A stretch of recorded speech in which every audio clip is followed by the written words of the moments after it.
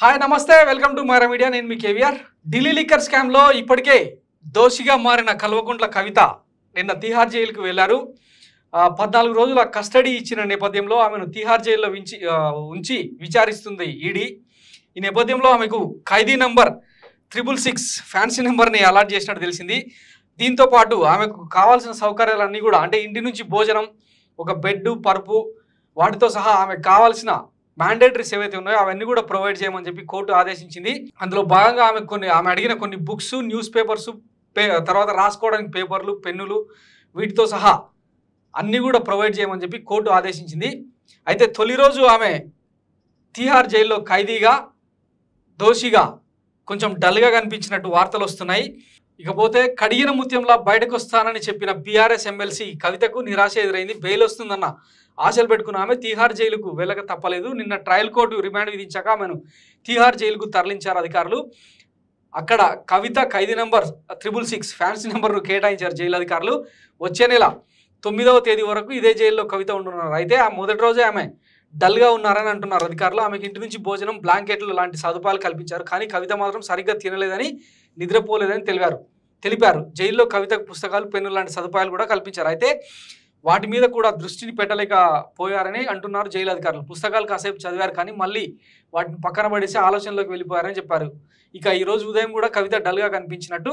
తెలిసింది బ్రేక్ఫాస్ట్ కూడా సరిగా తినలేదని తెలిపారు మొత్తానికి కవిత తొలి రోజు తిహార్ జైల్లో అన్యమనస్కంగానే గడిపారని తెలుస్తోంది ఆమె వద్దకు వచ్చిన జైలు సిబ్బందిని కూడా పలకరించలేదని చెప్తున్నారు ఇక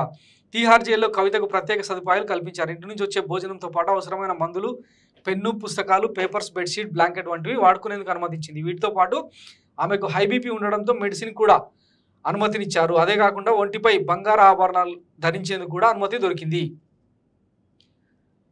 మొత్తం మీద Rouse Avenue court judicial remand విధించింది ఏప్రిల్ 9 వరకు కోర్టు రిమాండ్ ఇచ్చింది దాంతోపాటు ఆమెను జైలుకు తరలించాలని కోర్టు ఆదేశాలు కూడా ఇచ్చింది దాంతోపాటు ట్రయల్ కోర్టు ఆమె మధ్యంతర బెయిల్ కేసును వాయిదా వేసింది దీనిని ఏప్రిల్ 1కి వాయిదా వేసింది కోర్టు తన కుమారుడి పరీక్షలు ఉన్నాయని దానికోసం మధ్యంతర బెయిల్ ఇవ్వాలని కవిత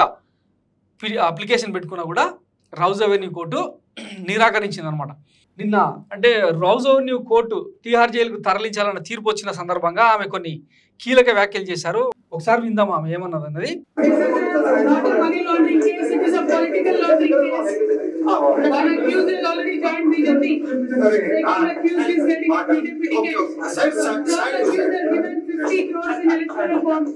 This is not a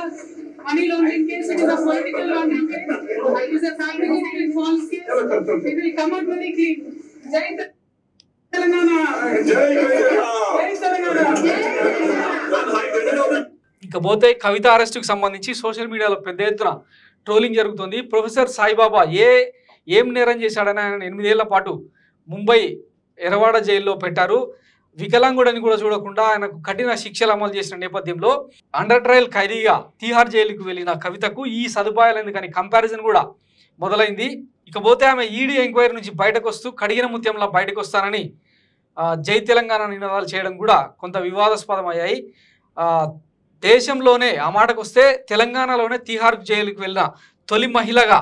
Kavitha record సృష్టించిందని trolling చేస్తూ ఉన్నారు ఇక కల్వకుంట్ల కుటుంబంలో కూడా తిహార్ జైలు గడప తొక్కిన తొలి మహిళగా ఆమె నింద మోస్తున్నారు ఇకపోతే ఈడీ పెట్టిన కేసుకు సంబంధించి నిర్దోషిగా తామే నిరూపించుకోవాల్సి ఉంటుంది ECIR enforcement case information records ప్రకారం ఒకసారి ఈడీ ఒకరిని దోషిగా చూపించిందంటే వాళ్ళే ఆ అభియోగాలకు తాము నిర్దోషులమని నిరూపించుకోవాల్సి ఉంటుంది పిఎంఎల్ఏ సెక్షన్ 24 ప్రకారం వాళ్ళే నిర్దోషులుగా నిరూపించుకోవాల్సి ఉంటుంది ఈ నేపథ్యంలో ఆమెకు అంటే ఖచ్చితంగా 2 ఏళ్ల పాటు జైల్లో ఉండే అవకాశం ఉందన్న విశ్లేషణలు కూడా వినిపిస్తున్నాయి ఆమె ప్రాపర్గా గతంలోనే అంటే తెలంగాణ ఎన్నికలకు ముందే మార్చిలో 3 సార్లు ఈ ఎన్ఫోర్స్మెంట్ డైరెక్టరేట్ విచారణకు వెళ్ళింది ఆ తర్వాత సుప్రీంకోర్టు గడప తొక్కడంతో ఆమెకు బెయిల్ మంజూరైంది ఈ నేపథ్యంలో ఆమె అంటే మొత్తం మీద ఈడీ అదుపులోకి తీసుకుంటుందా అరెస్ట్ చేస్తుందా అన్నది కూడా ఒకానొక దశలో అనుమానాస్పదంగా మారుండే కవితను అరెస్ట్ చేసిన మరుసటి రోజే ఢిల్లీ ముఖ్యమంత్రి అరవింద్ కేజ్రీవాల్ కూడా ఈడీ అదుపులోకి తీసుకోవడం సంచలనంగా మారింది ఒక ముఖ్యమంత్రి హోదాలో అరెస్ట్ అయిన తొలి వ్యక్తిగా దేశంలోనే అరవింద్ కేజ్రీవాల్ రికార్డు సృష్టించారు ఈ నేపథ్యంలో వీళ్ళందరినీ కూడా అంటే కంబైన్డ్గా విడివిడిగా ఎన్ఫోర్స్మెంట్ డైరెక్టరేట్ విచారించే అవకాశం ఉందన్న కథనాలు కూడా వెలుగులోకి వస్తున్నాయి ఈ ఎంక్వైరీ ప్రాసెస్ ఇంచుమించు 6 నెలలు పడుతుందని చెప్పి ఈడీ అధికారులు చెప్తా వస్తున్నారు. సో చూద్దాం మరి ఈ అండర్ ట్రయల్ ఖైదీలో ట్రయల్లో కవిత ఎట్లాంటి వ్యూహాలు అమలు చేస్తుంది, నిజంగానే ఈడీ అంటే తనకు ఢిల్లీ లిక్కర్ స్కామ్లో ఎట్లాంటి సంబంధం లేదని తనను తాను ప్రూవ్ చేసుకుంటారా లేదా అన్నది కూడా చూద్దాం. ఇకపోతే కవితకు సంబంధించి అటు మాజీ ముఖ్యమంత్రి తన తండ్రి కేసీఆర్ కానీ తన అన్న కేటీఆర్ కానీ ఎక్కడ కూడా మాట్లాడడం లేదు. హరీష్ రావు సైతం అంటే బీఆర్ఎస్ కీలక నేతలు ఎవరు కూడా కవిత అరెస్టుకు సంబంధించి పెద్దగా స్టేట్మెంట్లు ఇవ్వట్లేదు. దీంతో పాటు కవిత అరెస్ట్ అయితే తెలంగాణను అగ్నిగుండంగా మారుస్తామని చెప్పి గతంలో కొంతమంది శ్రీనివాస్ గౌడ్ లాంటి తర్వాత మాజీ మంత్రి ప్రశాంత్ రెడ్డి లాంటి వాళ్ళు వార్నింగ్లు ఇచ్చారు. కానీ అట్లాంటి పరిస్థితి ఏం తెలంగాణలో లేకపోగా తెలంగాణ పరువు తీసిందని చెప్పి కవిత మీద నెగిటివ్ ముద్ర వేస్తున్నారు కొంతమంది. సో మొత్తం మీద కల్వకుంట్ల కవిత జీవితం తిహార్ జైలుకు ప్రస్తుతం అంకితమైంది. ఆమె మరి కడిగిన ముత్యంలో బయటకు వస్తారా లేదంటే జైలు శిక్ష పడి తిహార్ జైలును మగ్గిపోతారా అన్నది రాబోయే రోజుల్లో తేలనుంది. Thanks for watching Myra Media. నేను మీ కేవీఆర్. Thank you.